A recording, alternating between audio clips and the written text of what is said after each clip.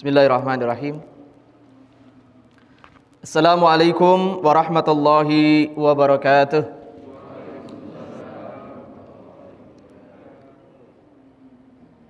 Alhamdulillah bi ni'matihi tatimmus shalihat. Nahmaduhu wa nasta'inuhu wa nastaghfiruh wa na'udzu billahi min syururi anfusina wa min sayyiati a'malina.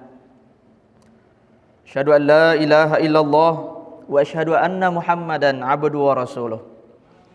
Allahumma salli wa sallim wa barik ala Muhammadin wa ala alihi wa ashabihi wa man tabi'ahum bi ihsanin ila yaumiddin.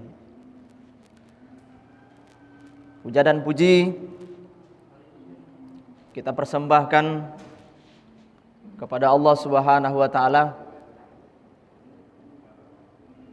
Zat yang Maha Esa, yang menciptakan, yang menjaga, dan yang kelak akan mematikan kita. Salawat dan salam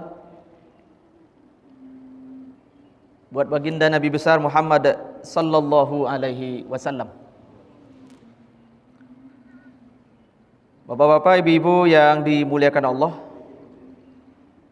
pagi ini insyaallah kita akan mengkaji kiat bersanding dengan Nabi di surga. Kita ingin dunia kita baik, akhirat kita juga baik. Inilah yang menjadi visi hidup kita, sebagaimana yang disampaikan Allah dalam surah Al-Baqarah ayat 201. A'udzubillahi minasyaitonirrajim. Bismillahirrahmanirrahim. Wa minhum may yaqulu rabbana atina fid dunya hasanatan wa fil akhirati hasanatan wa qina azabannar. Kalau kita terjemahkan ke dalam bahasa visi, terwujudnya pribadi yang baik dunia, baik akhirat, serta selamat dari siksa api neraka. Iman dan amal saleh syarat utama kita untuk masuk surga. Allah berfirman, a'udzubillahi minasyaitonirrajim. Innal ladzina amanu wa 'amilus solihati kanat lahum jannatul firdausi nuzula. Sesungguhnya orang-orang yang beriman dan beramal saleh, bagi mereka adalah surga Firdaus menjadi tempat tinggal. Amal saleh versus amal salah, ya Pak.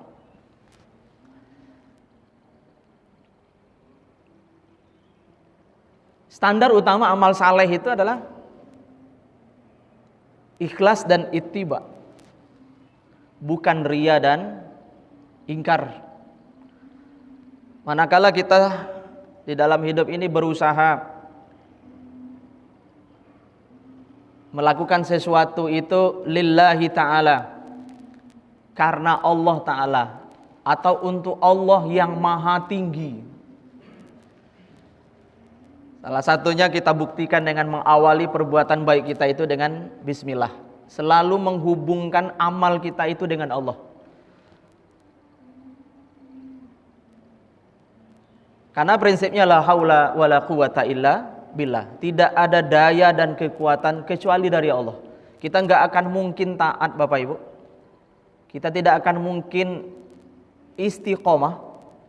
Kita tidak akan mungkin melakukan amal saleh sekecil apapun tanpa peran dan campur tangan Allah Subhanahu wa taala. Kemudian berikutnya kita berusaha melakukan sesuatu itu sesuai dengan tuntunan Rasulullah. Inilah yang menjadi pengejawantahan dari dua kalimat syahadat yang kita ulang-ulang di dalam salat kita. Asyhadu an la ilaha illallah wa asyhadu anna Muhammadar Rasulullah. Allah, Rasulullah. Allah itu hubungannya dengan ikhlas, Rasulullah itu hubungannya dengan ittiba, karena Allah kemudian mengikuti Rasulullah. Inilah yang menjadi syarat utama sebuah amalan itu dikatakan amal saleh. Nah, kalau seandainya tidak ikhlas, kemudian tidak sesuai dengan yang dicontohkan oleh Rasulullah Shallallahu Alaihi Wasallam, maka itu bisa jadi dikatakan amal salah. Kemudian berikutnya, sebuah kabar gembira untuk kita semua insyaallah. Di dalam hadis riwayat Imam Al-Bukhari, Nabi kita menyampaikan kullu ummati yadkhulunal jannah. Setiap umatku akan masuk surga. Ini motivasi dan penyemangat bagi kita semua. Sekecil apapun amal saleh yang kita lakukan. Tapi ternyata hadis ini ada kelanjutannya, illa man aba, kecuali yang enggan, kecuali yang enggak mau. Aba ini bapak-bapak, ibu-ibu, orang yang tidak mau mengubah prinsipnya. Iblis itu dinamakan dengan iblis karena aba wastakbar. Dia enggan dan menyombongkan diri. Tapi aba dan wastakbarnya itu tidak pernah berubah. Berbeda dengan Nabi Adam alaihissalam ketika dia melakukan kekeliruan, ketika dia melakukan maksiat, ketika dia melanggar aturan Allah, dia segera sadar. Rabbana zalamna anfusana wa illam taghfir lana wa tarhamna lanakunanna minal khasirin. Nah, aba ini adalah orang-orang yang tidak mau berubah. Dia konsisten dengan keburukannya. Maka ketika kita mau berubah, maka insya Allah kita berpeluang untuk masuk ke dalam surganya Allah Subhanahu wa ta'ala. Qalu, sahabat kemudian bertanya, ya Rasulullah wa may ya'ba? Siapa orang-orang yang enggan atau orang yang ogah, orang yang tidak mau berubah ya kepada kondisi yang lebih baik, sehingga akhirnya mereka terancam untuk tidak masuk surga? Qala, Nabi kita menjawab, man ata'ani dakhalal jannah wa man asani faqad aba. Siapa yang taat kepadaku akan masuk surga, siapa yang bermaksiat kepadaku maka dia berarti enggan dia atau ogah untuk masuk surga.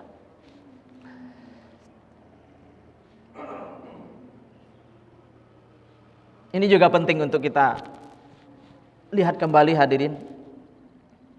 4 pertanyaan saat dihisab nanti pada hari kiamat. Ternyata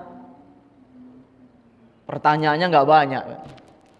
Mirip dengan pertanyaan kita ketika dulu kita berkuliah.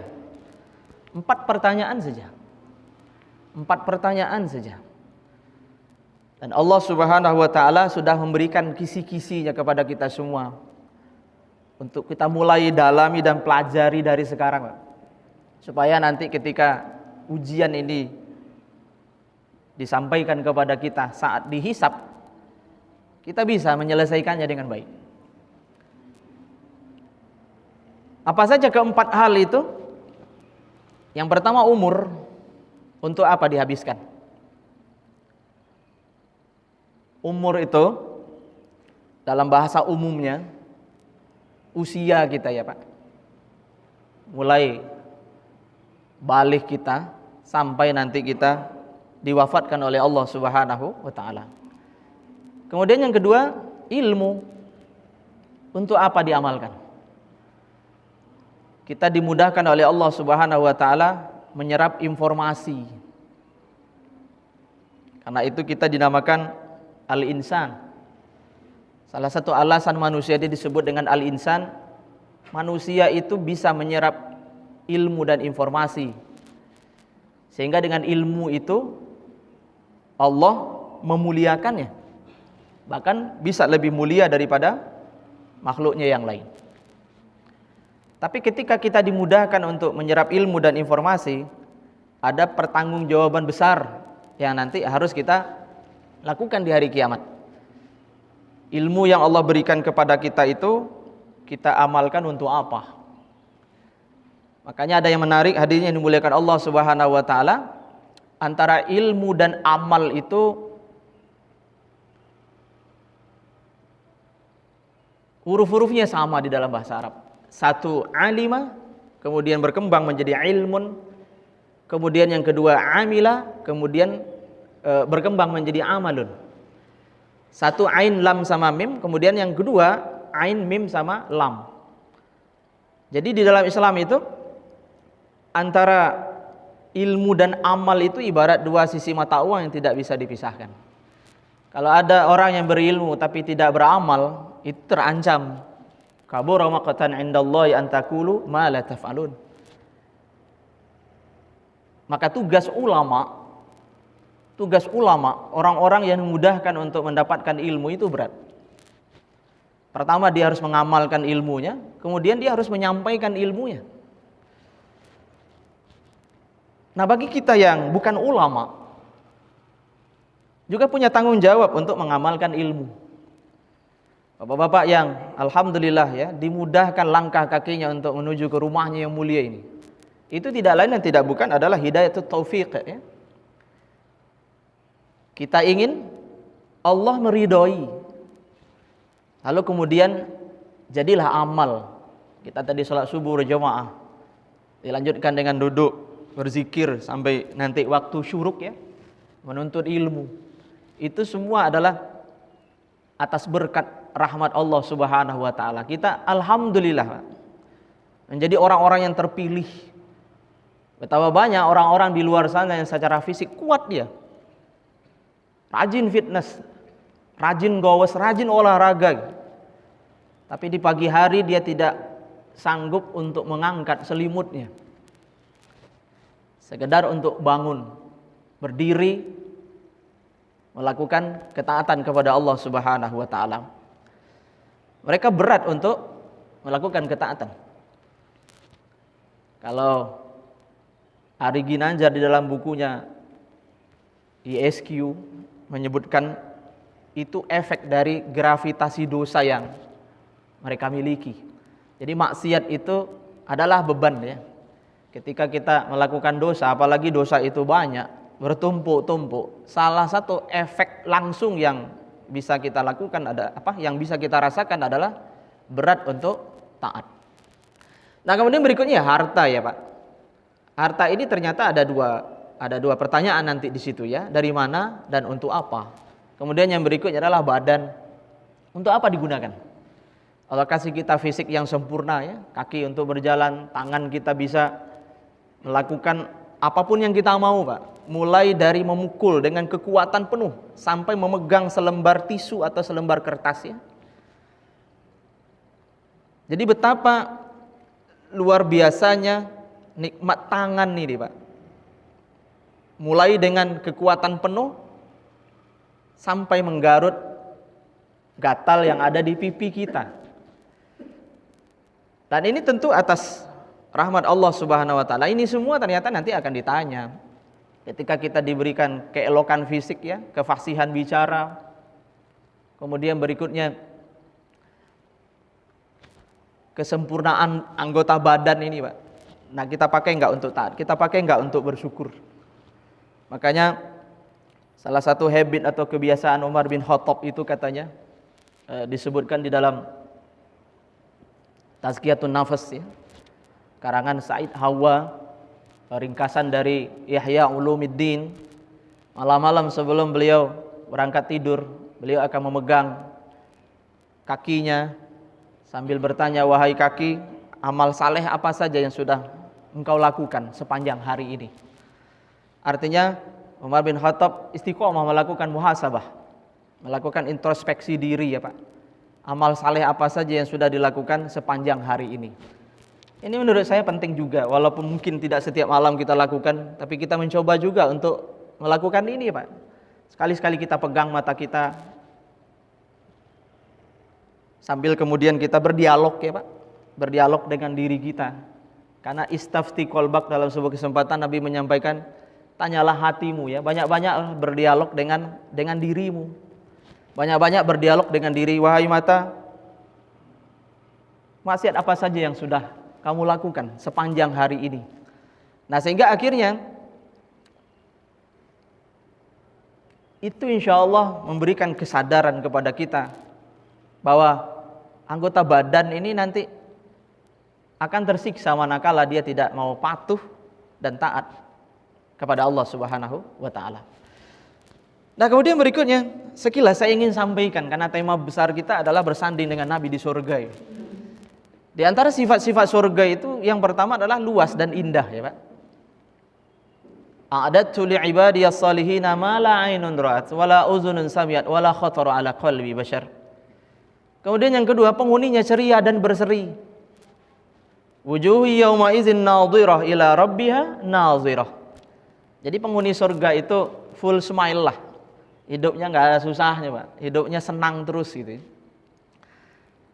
Nah, maka manakala kita di rumah kita, Pak, merasa senang, nyaman, tenang ya Pak. Bahkan kita merasa rumah kita yang ukurannya mungkin tidak seberapa, tapi hati kita merasa rumah kita itu luas ya. Karena penghuninya ceria dan berseri, maka dua indikator surga sudah kita miliki sekarang. Karena sebelum kita masuk ke Al-Firdaus, surga yang tertinggi, kita tentu juga ingin ya Pak, baituna jannatuna atau baiti jannati, rumahku surgaku ya. Kemudian kalau bisa juga ya masjidi jannati atau masjiduna jannatuna ya, masjidku surgaku. Manakala di sini kita satu dengan yang lainnya merasa senang, merasa nyaman, merasa bersahabat ya Pak. Kemudian berikutnya kita tenang ketika berada di masjid ini. Gak ada yang merasa gelisah atau gak enak hati ketika ada orang-orang tertentu mungkin yang juga hadir bersamanya ketika dia hadir. Karena banyak juga di tempat lain orang gak mau lagi sholat di masjid itu karena mulai gak nyaman dengan saudara-saudaranya yang ada di situ. Nah ketika kita sudah merasa tidak nyaman berada di rumah, kemudian di masjid atau mungkin di tempat kerja kita, berarti rumah, masjid dan tempat kerja kita sudah beralih fungsi. Bukan lagi baiti jannati, tapi bisa jadi baiti nari, rumahku surgaku, rumahku nerakaku. Nah kemudian yang berikutnya, tidak dendam dan merasa bersaudara. Ini juga penting ya Pak. Wa naza'na ma fi sudurihim min ghillin ikhwana ala sururim mutaqabilin. Dan kami lenyapkan segala rasa dendam yang berada dalam hati mereka, sedang mereka merasa bersaudara. Ikhwana. Jadi uhuwahnya dominan di situ ya. Mereka satu dengan yang lainnya itu merasa bersaudara.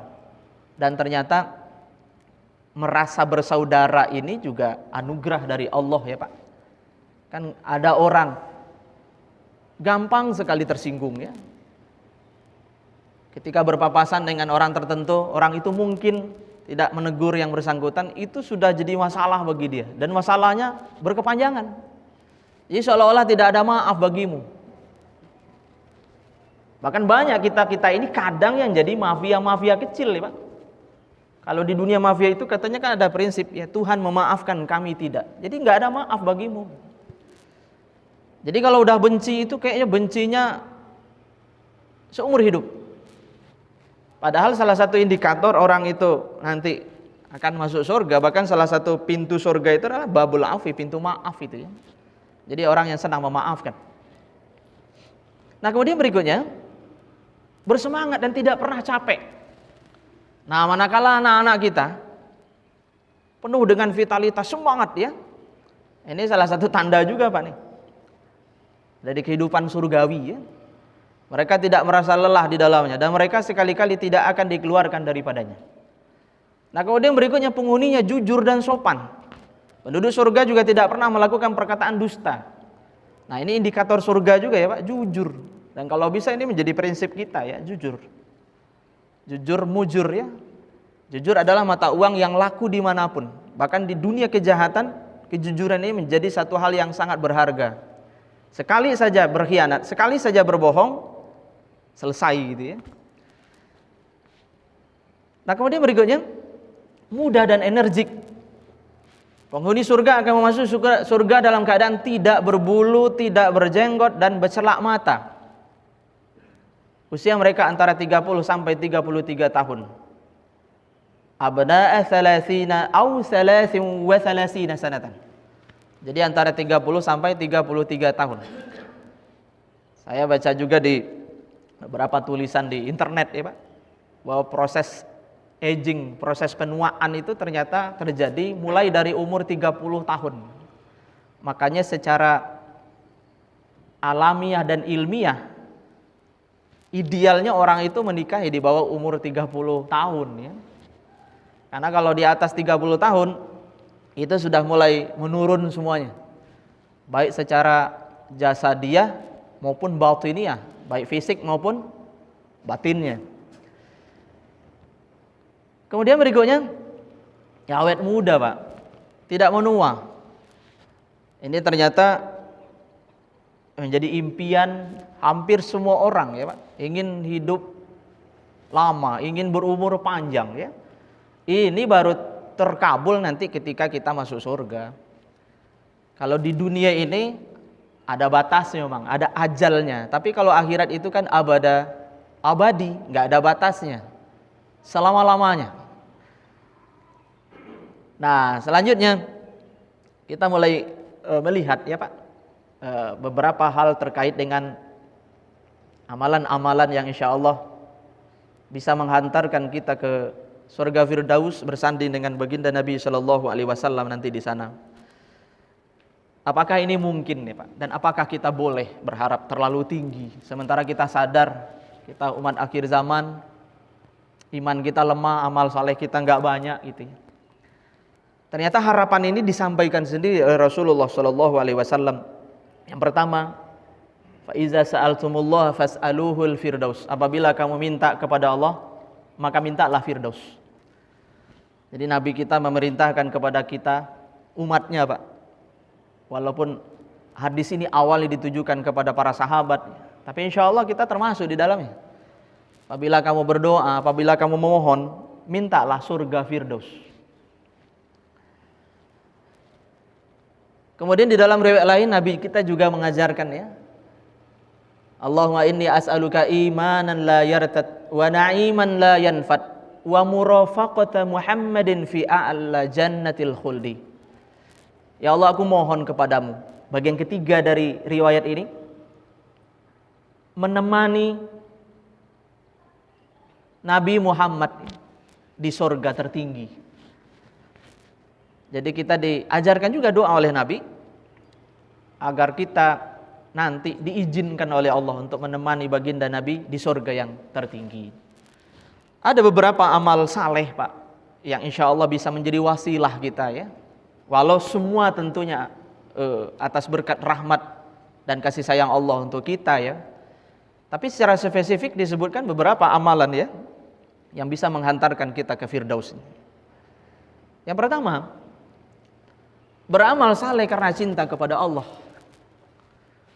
Fahal yud'a ahadum min tilkal abwabi kulliha qala na'am wa arju an takuna minhum. Satu ketika Abu Bakar bertanya kepada baginda Nabi, apakah ada nanti di akhirat itu ada orang yang dipanggil dari semua pintu surga? Lalu Nabi menjawab, aku berharap kamu salah seorang di antara mereka. Nah, pintu surga itu ada berapa? Tadi sebenarnya sudah ada di slide ini ya Pak. Fil jannati samaniyatu abwabin, surga itu punya 8 pintu ya Pak. Nah, saya menemukan di riwayat lain dan di beberapa syarah dari hadis ini, secara umum ada pintu sholat, pintu ar-rayyan atau pintu puasa ya, pintu sedekah, pintu haji, pintu jihad, pintu maaf, pintu zikir, kemudian pintu aiman. Nah, pintu aiman itu adalah secara bahasa artinya kan pintu kanan nih Pak. Tapi ini akan dimasuki oleh orang-orang yang tanpa hisab. Jumlahnya memang tidak banyak. Nah, pintu-pintu lain itu kan jelas dan nyata ya Pak. Manakala kita istiqomah melakukan amal-amal yang disebutkan di pintu-pintu ini, insya Allah kita akan dipanggil nanti dari pintu itu. Nah, dari 8 pintu ini, ya paling tidak harus ada satu yang menjadi andalan kita ya Pak. Misalnya pintu maaf. Jadilah pemaaf.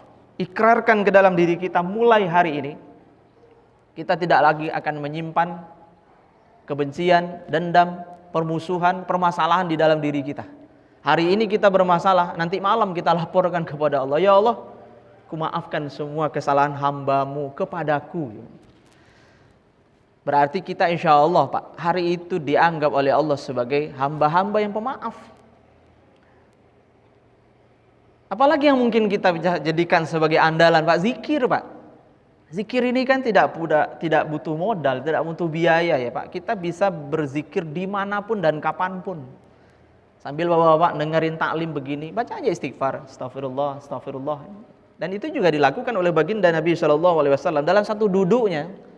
Ini kata sahabat Ibnu Umar, Nabi itu berzikir sampai 100 kali. Baca aja Pak, la ilaha illallah, sambil mendengarkan ilmu gitu ya. Isilah dengan zikir. Latih lisan kita ya Pak. Atau lakukan riyadhah ya. Olahraga batin terus menerus sampai nanti refleks kita itu adalah yang baik-baik. Kalau udah refleks kan Pak, insyaallah ya Pak, zikir itu menjadi hiasan bibir kita. Karena satu ketika ada juga sahabat yang bertanya kepada Rasulullah, ya Rasulullah, tunjukkan kepadaku satu amalan yang akan menyelamatkanku. Satu amalan saja. Jadi nanyanya nggak banyak-banyak Pak. Ketika itu Nabi mengajarkan, jadikan lisanmu rataban bi zikrillah, ya, basah karena zikir kepada Allah. Ya, basah karena zikir kepada Allah. Dan memang luar biasa kalau kita lihat ya, para ulama salafus saleh itu zikirnya banyak-banyak ya Pak. Zikirnya banyak-banyak. Mungkin kita juga tidak kuat untuk mengikutinya, tapi mereka istiqomah merawat itu. Saya menemukan di Al-Hawilil Fatawa itu kutipan-kutipan dari Ibnu Hajar Al-Asqalani, kemudian Al-Imam As-Suyuti dan lain-lain sebagainya. Abu Hurairah itu katanya nggak akan tidur sebelum menuntaskan tasbihnya sebanyak 12.000 kali. Jadi dia tidak akan tidur sebelum menyelesaikan zikirnya sebanyak 12.000 kali. Abu Darda itu katanya punya target sehari itu 100.000 Pak. Luar biasa. Saya beberapa waktu lalu berdialog juga dengan salah seorang yang menurut saya juga luar biasa ya. Luar biasa. Dia menyampaikan kepada saya, alhamdulillah Pak Artono, Ramadan saya khatam 7 kali. Kemudian sekarang saya punya program sholawat. Setiap hari saya berazam, bercita-cita kuat dengan istiqomah membaca sholawat 3.500 kali. Saya tidak akan tidur kalau belum menuntaskannya. Kalau hari ini saya nggak selesai, saya kodok, saya jadikan itu hutang. Dan ini ternyata juga dilakukan oleh para ulama-ulama dulu ya Pak. Al-Imam Sufyan Ats-Tsauri, dia akan menangis kalau seandainya ketinggalan wirid Pak. Kan ada kalanya kita ini karena kantuk yang luar biasa dan seterusnya ya Pak, akhirnya zikir sorenya terlambat ya. Harusnya habis asar, kita baru bacanya habis maghrib gitu ya. Nah bagi orang-orang yang udah mendawamkan, itu ternyata akan menjadi maksiat. Bagi mereka itu maksiat itu bukan karena mereka melanggar perintah ya Pak, tapi maksiat itu manakala taat mereka hari ini atau waktu ini sedikit atau kurang dibandingkan dengan waktu yang kemarin. Nah Bapak Ibu-ibu yang dimuliakan Allah Subhanahu wa taala, kita kembali ke sini ya. Al-Imam Al-Muzani mensyarah hadis ini ya dengan mengatakan mafaqa Abu Bakrin radhiyallahu anhu ashab Rasulullah sallallahu alaihi wasallam bi shaumin wala salatin walakin bi syai'in kana fi qalbi qala allazi kana fi qalbi hubbullah azza wa jalla. Jadi Abu Bakar akan dipanggil nanti dari semua pintu surga itu bukan karena saum dan salatnya, bukan karena banyaknya puasa dan salat beliau, tapi karena hati Abu Bakar itu dipenuhi oleh cinta kepada Allah Azza wa Jalla. Jadi fi qalbil hubbullah. Tapi untuk memenuhi hati dengan cinta kepada Allah itu tentu harus ada ikhtiar, harus ada usahanya ya Pak. Nah salah satu usaha dan ikhtiarnya ya seperti yang dilakukan oleh Abu Bakar. Karena ketika satu kesempatan Nabi mengevaluasi sahabatnya. Siapa yang hari ini bersedekah, Abu Bakar tunjuk tangan. Siapa yang hari ini nengok orang sakit, Abu Bakar tunjuk tangan. Siapa yang hari ini menghantarkan jenazah ke pemakaman Abu Bakar, lagi-lagi tunjuk tangan. Jadi tidak ada satupun amal kebaikan utama ya yang dianjurkan oleh Rasulullah yang hari itu dilewatkan oleh Abu Bakar. Wajar kalau kemudian Abu Bakar akan dipanggil nanti dari semua penjuru pintu surga itu. Tapi keywordnya, kata kuncinya itu adalah karena rasa cinta ya di dalam qalbu Abu Bakar yang luar biasa kepada Allah Azza wa Jalla.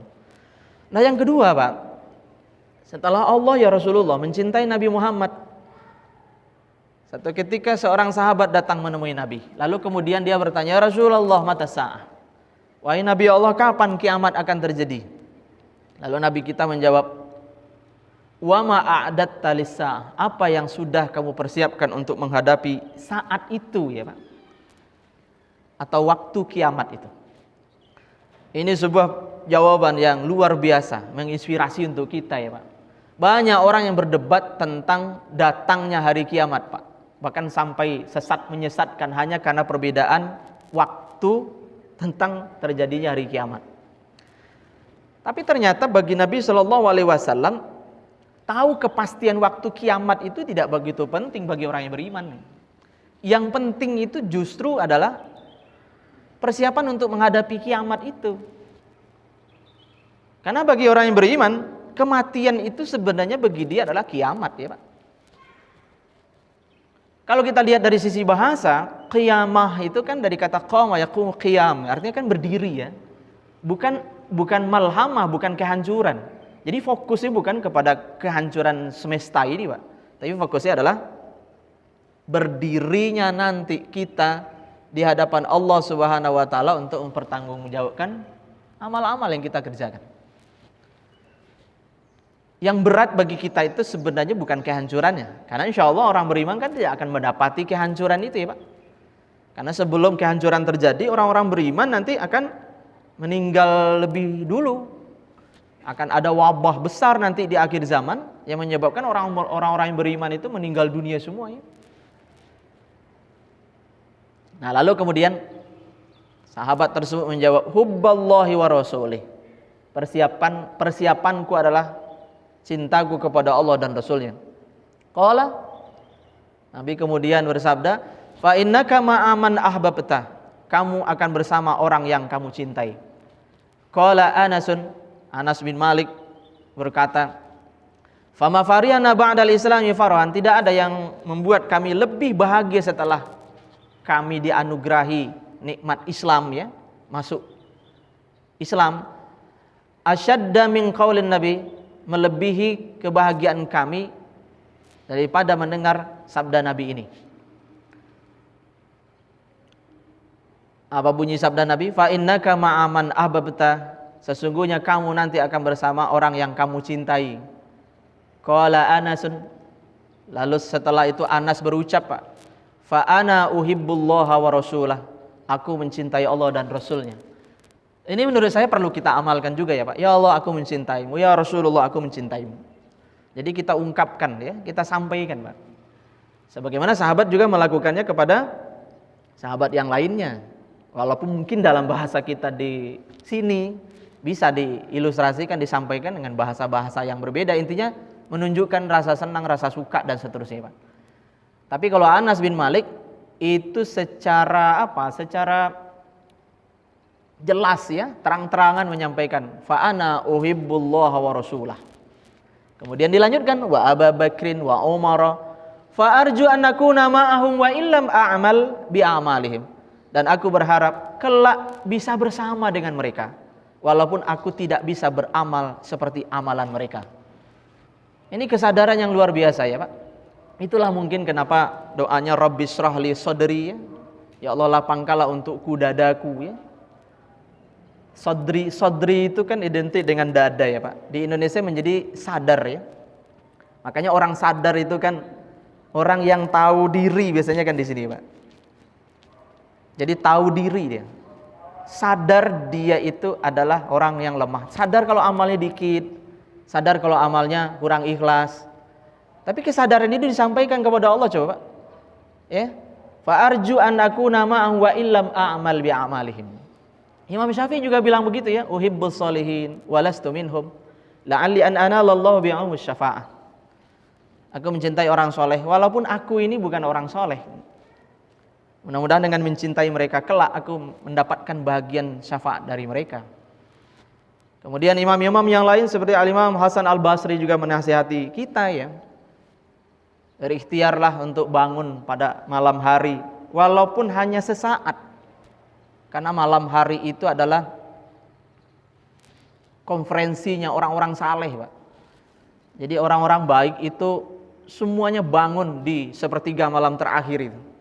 Mereka semuanya memanjatkan doa kebaikan kepada Allah untuk dirinya, untuk keluarganya, dan untuk orang yang beriman. Maka ketika kita bangun pada malam hari itu katanya, kita akan menjadi orang-orang yang kebahagiaan doa-doa kebaikan mereka. Maka berusahalah bangun walaupun hanya sesaat gitu. Saya bapak-bapak nih saking capek ngantuknya, Pak. Bangunlah 10 menit atau 15 menit sebelum azan subuh berkumandang. Kita bangun, lalu kemudian kita masuk ke majelisnya orang-orang saleh itu. Sehingga akhirnya kita mendapatkan bagian dari doa-doa mereka gitu. Nah, ini kan bagian dari ikhtiar kita ya, Pak, untuk apa ya?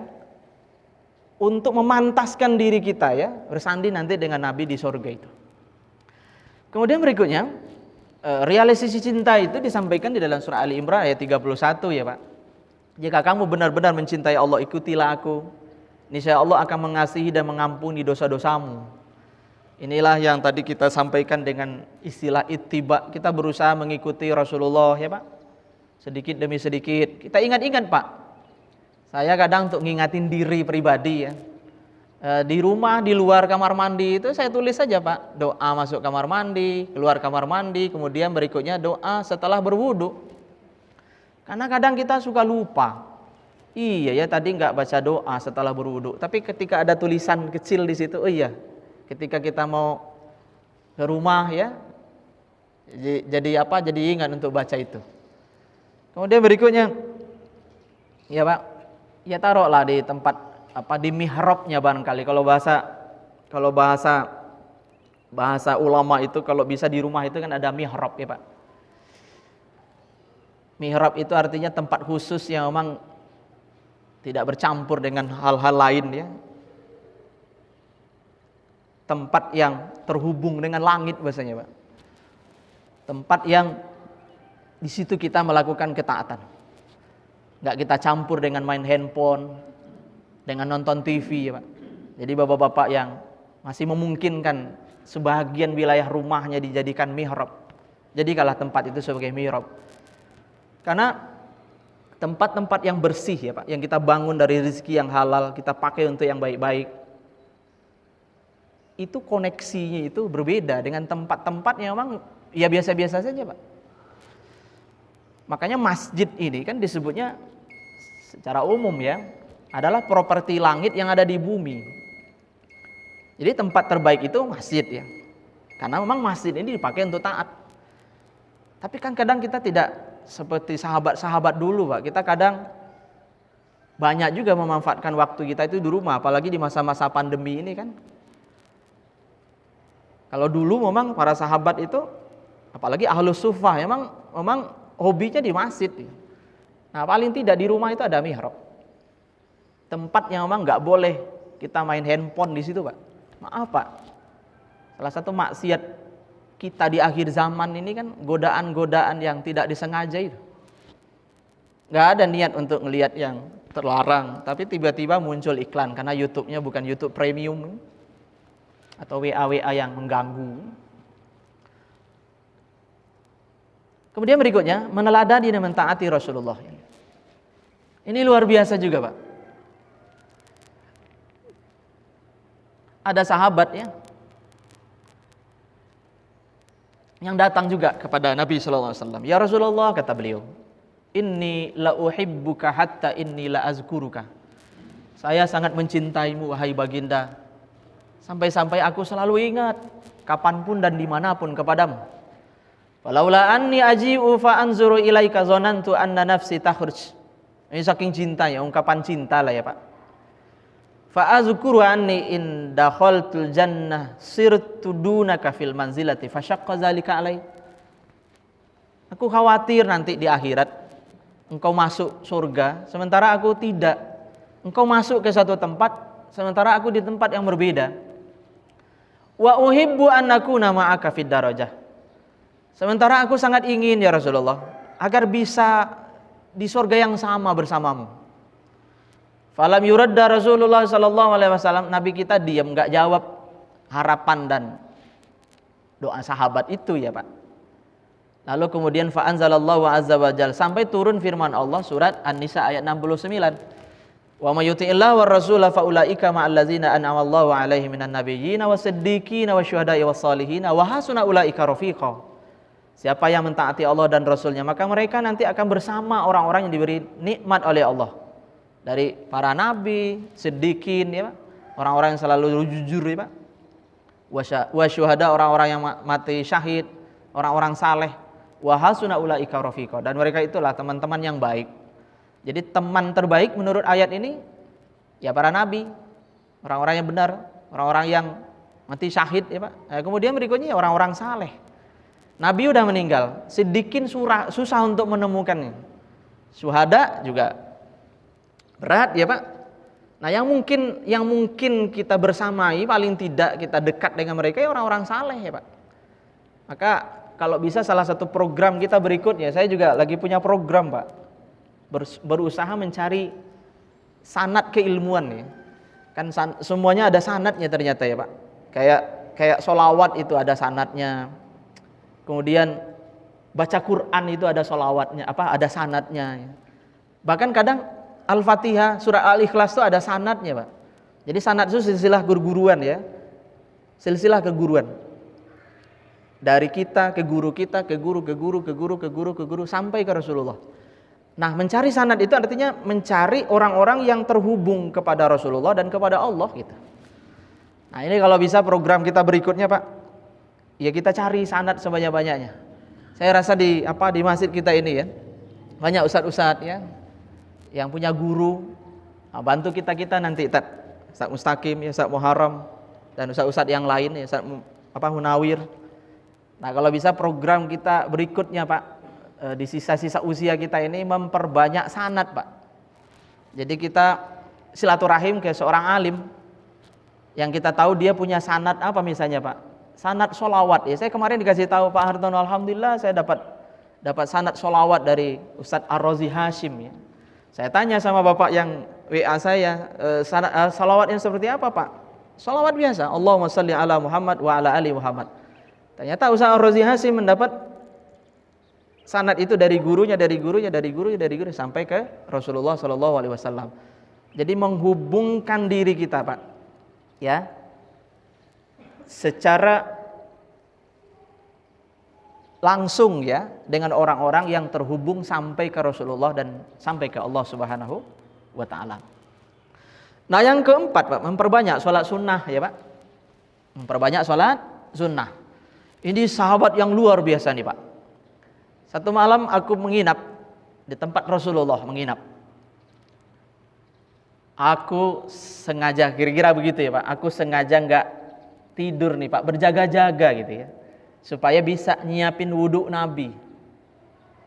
Ini kan luar biasa ya Pak, dia berjaga-jaga jangan sampai tertidur agar pagi-pagi nanti saat Nabi bangun, dia bisa nyiapin tempat wudhu untuk Nabi, air wudhu untuk Nabi.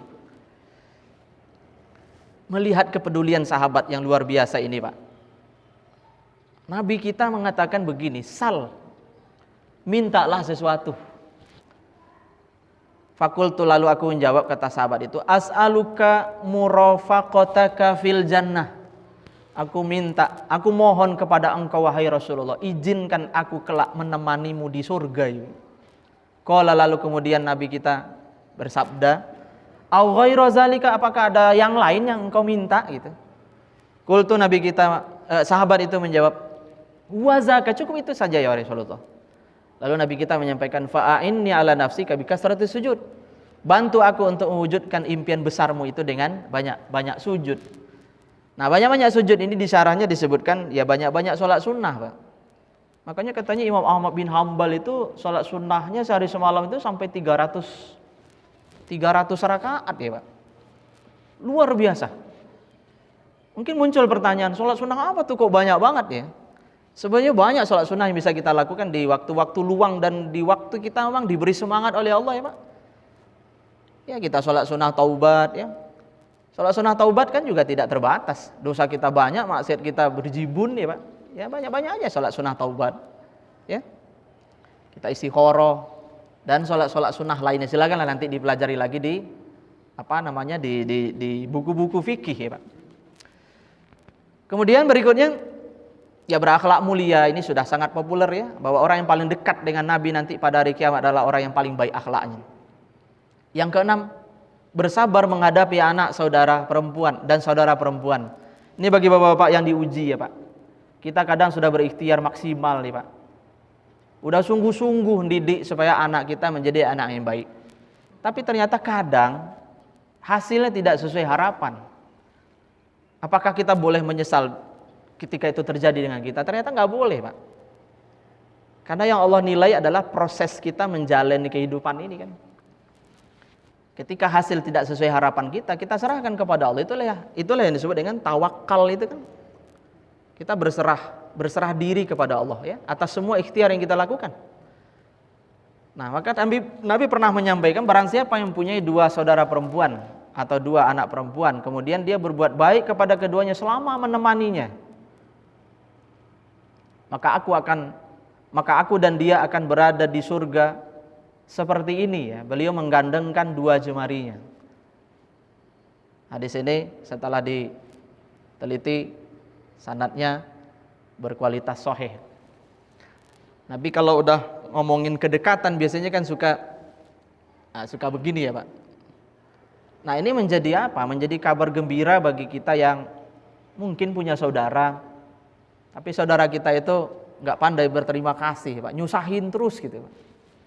Teruslah berbuat baik kepadanya, bukan karena dia baik ke kita ya Pak, tapi karena Allah, karena kita ingin mendapatkan rahmat dari Allah. Siapa tahu ya Pak, wasilah rahmat Allah itu datang ke kita nanti di hari kiamat karena kesabaran kita menghadapi saudara-saudara kita.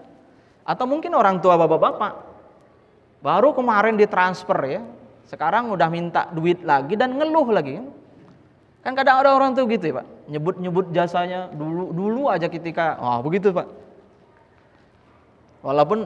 Walaupun sebenarnya ada riwayat yang menyampaikan menyebut pemberian itu dimisalkan oleh Nabi Pak, di dalam sebuah hadis sahih dimisalkan oleh Nabi seperti seekor anjing yang memakan makanan gitu, lalu kemudian dimuntahkan, lalu dimakan lagi muntahin.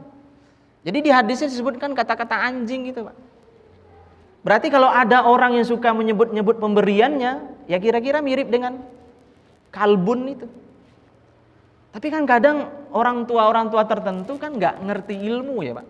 Bapak-bapak yang ikut taklim seperti ini kan nggak akan melakukan itu insya Allah, udah tahu ilmunya. Tapi kadang orang tua kita nih yang dulu mungkin nggak sempat belajar seperti kita ya Pak. Ya kadang kan suka menyebut-nyebut jasa pemberiannya gitu. Nah, bersabarlah Pak. Bersabarlah sampai akhir.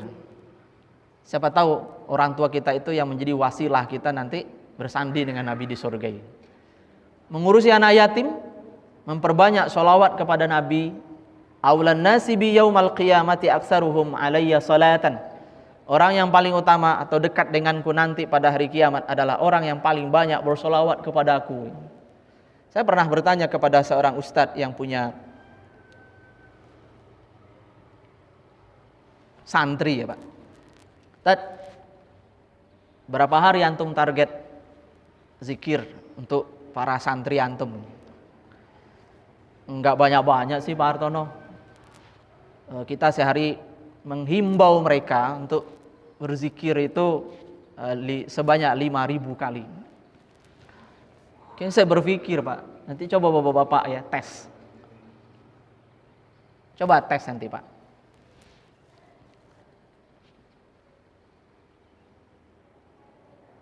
Dari sisi bahasa, kata zikir itu hurufnya sama dengan zakar. Kaf sama ro. Bapak bisa nanti baca dengan zikir, bisa juga dibaca dengan zakar. ternyata banyak kemiripan-kemiripan Pak di belakangnya. Gimana supaya kita bisa menikmati zikir? Harus fokus, nggak boleh ada gangguan. Singkirkan dulu handphone.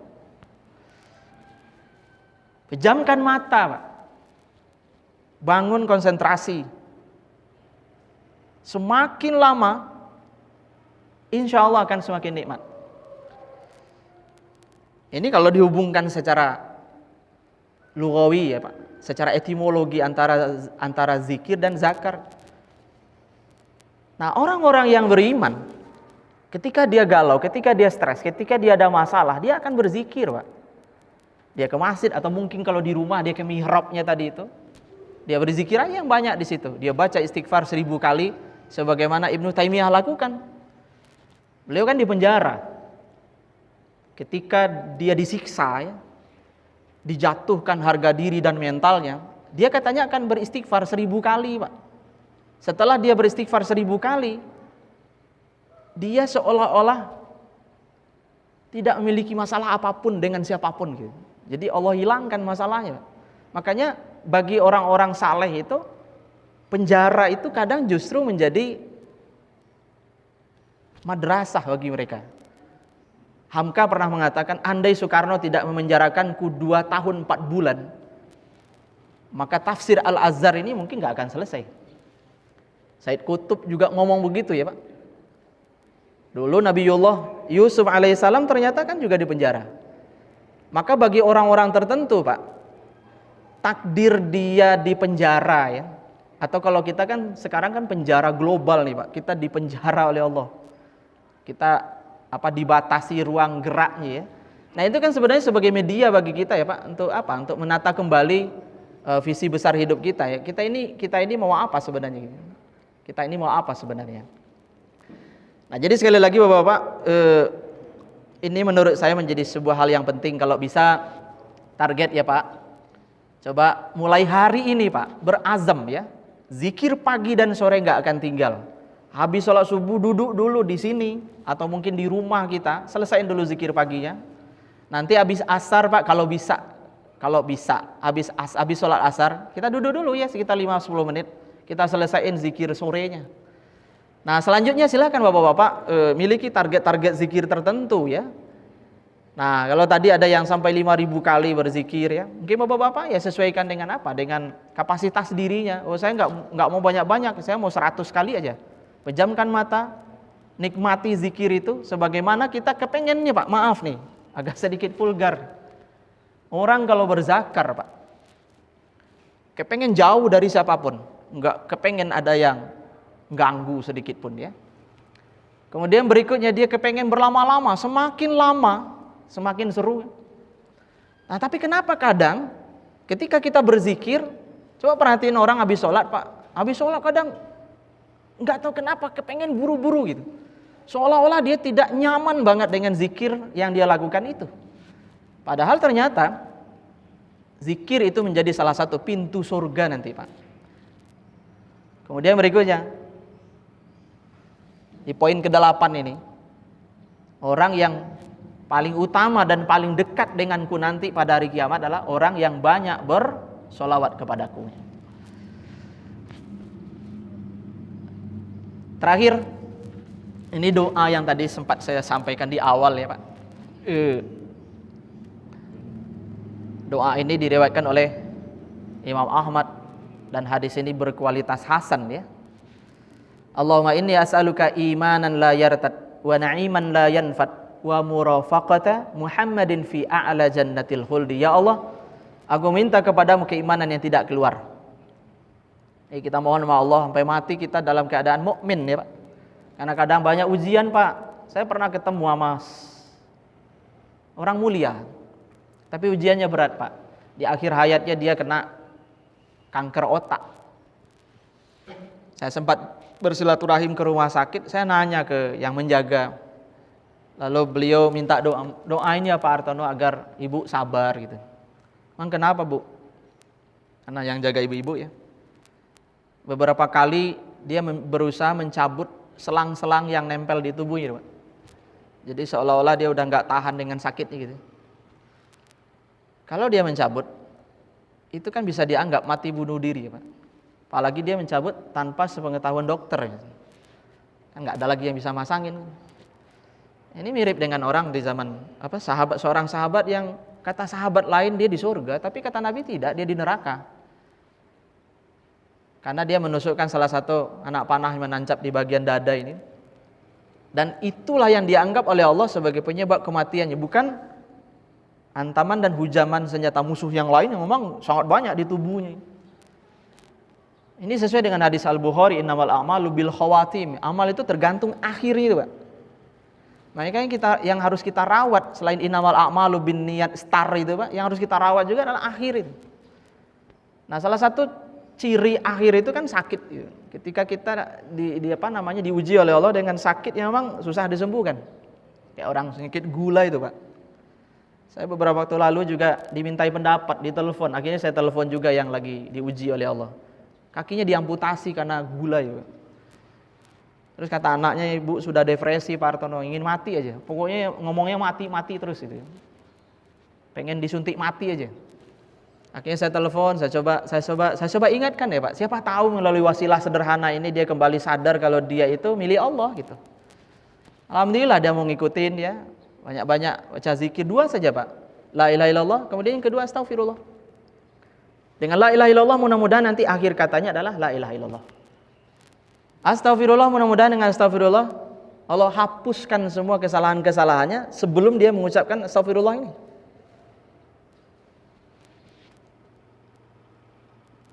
Ini menjadi ujian berat ya Pak.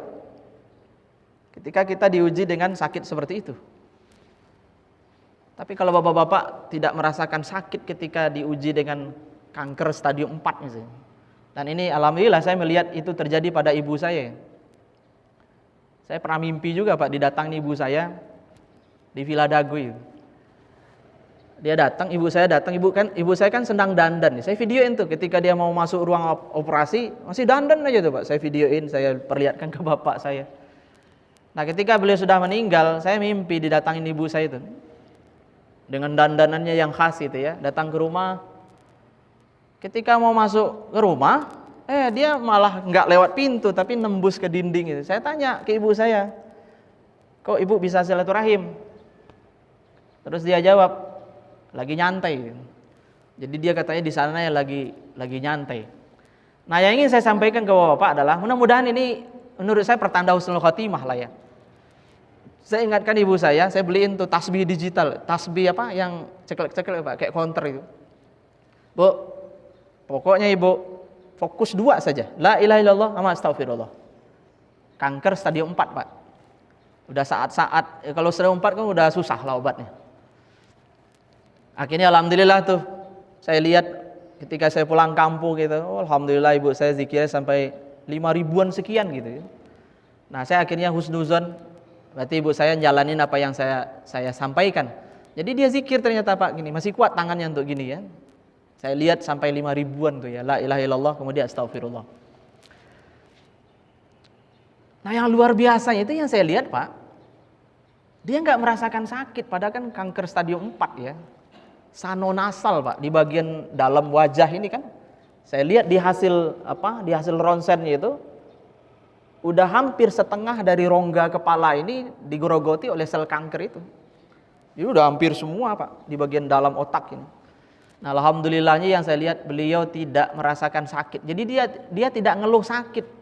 Ketika kita tanya ada yang sakit nggak Bu? Enggak, cuma capek doang gitu. Saya berpikir Pak, gimana kalau seandainya dikasih sakit ketika itu? Nabi wasilati apa? Dengan wasilah apa kok nggak merasa sakit? Satu, menurut saya ya atas berkat rahmat Allah ya. Kemudian yang kedua mungkin karena doa orang yang peduli sama dia. Nah, kemudian yang ketiga menurut saya karena zikir itu Pak. Jadi alhamdulillah zikirnya kuat. Saya sampai ngomong ke istri saya, kalau mau nyontoh sholat yang bagus, contoh sholat ibu. Ibu saya itu kalau sholat Pak, sampai-sampai kami dan bapak itu bosan nungguin. Kita pergi nih jalan.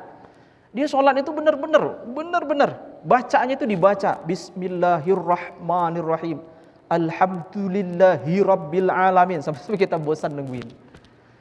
Nah, ini ya Pak. Di antara isi doanya, jangan sampai kita nanti dikasih nikmat oleh Allah. Di sini bahasanya coba Pak lihat, wa na'iman la yartad, la yanfat ya. Kita dikasih nikmat oleh Allah, la yanfat, jangan rusak. Jangan sampai kita dikasih mata, matanya nanti buta gitu.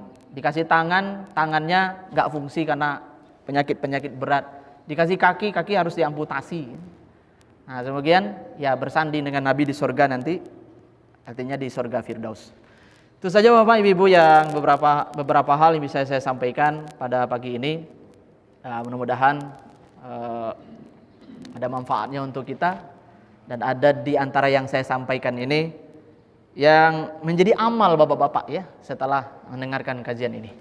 Fa'tabiru ya ulil absar, nasrun minallahi wa fatun qariba. Subhanakallahumma wa bihamdika, asyhadu an la ilaha illa anta, astaghfiruka wa atubu ilaik. Assalamualaikum warahmatullahi wabarakatuh.